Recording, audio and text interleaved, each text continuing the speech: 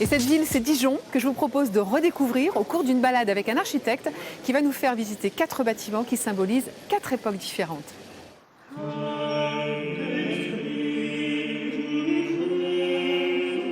Impossible de retracer toute l'histoire de l'architecture à Dijon. Félicia Carly, notre guide, nous propose donc de commencer en l'an 1000, sous la cathédrale Saint-Bénigne. C'est là que se trouve un bijou de l'art roman. C'est un lieu de pèlerinage où les pèlerins venaient pour prier autour des reliques de Saint-Bénigne. Et c'est le début du Moyen-Âge, c'est l'architecture romane, une architecture dépouillée, une architecture un peu sombre, un peu écrasante, et une architecture très sobre.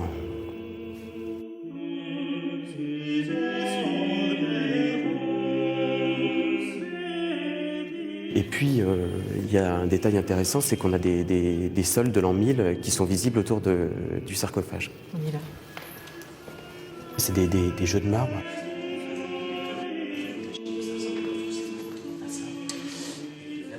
Ils sont dans un état merveilleux, tu vois, les couleurs sont encore très vives. Oui. Tu vois, quand tu passes ta main dessus, tu as des jeux de rouge, de vert, de blanc.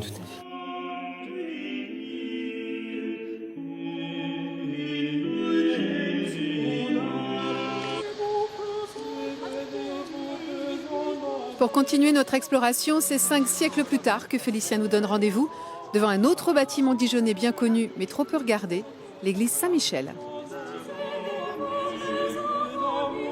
C'est un édifice que j'aime bien parce que tu sais, les édifices, on mettait du temps pour les construire autrefois. Et du coup, il y a toute une évolution de l'architecture. On passe du gothique à la Renaissance. C'est élégant, c'est rythmé, il y a un côté un peu parfait.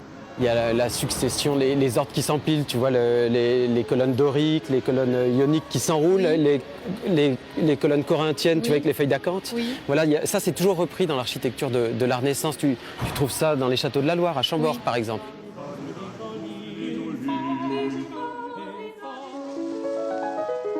Notre balade se poursuit. Sans un regard pour le Palais des Ducs, Félicia nous emmène place Grangier, devant l'immeuble peut-être le plus étonnant de Dijon.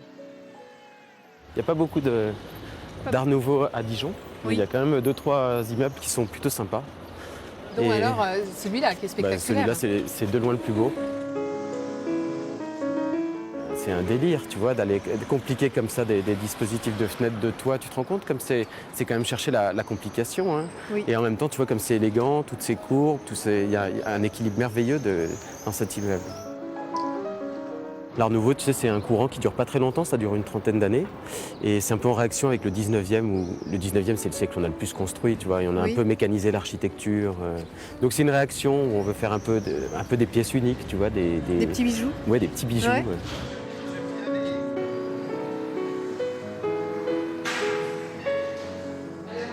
Donc tu as les mosaïques qui reprennent, tu vois, les motifs végétaux.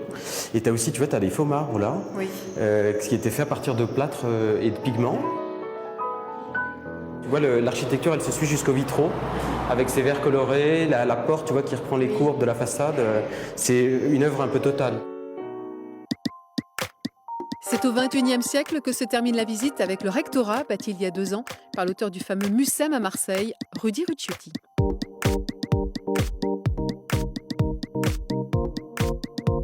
Il a l'air très simple, mais il est finalement un peu plus complexe qu'on le pense. C'est une sorte de momie, le bâtiment, une momie avec le bandeau qui passe, tu vois, le bandage qui tourne autour du bâtiment, oui. Ouais, mais alors tu te rends compte, il n'y a pas 2 panneaux identiques, hein, ils sont tous complètement différents, donc c'est un peu une prouesse technique. Hein. On va voir l'intérieur ? Allez, on y va.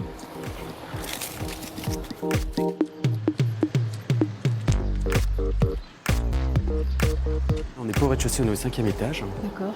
Et il y a encore 3 étages. Voilà, et il y a ce puits de lumière donc, qui dessert ce grand atrium. C'est un peu la surprise du bâtiment.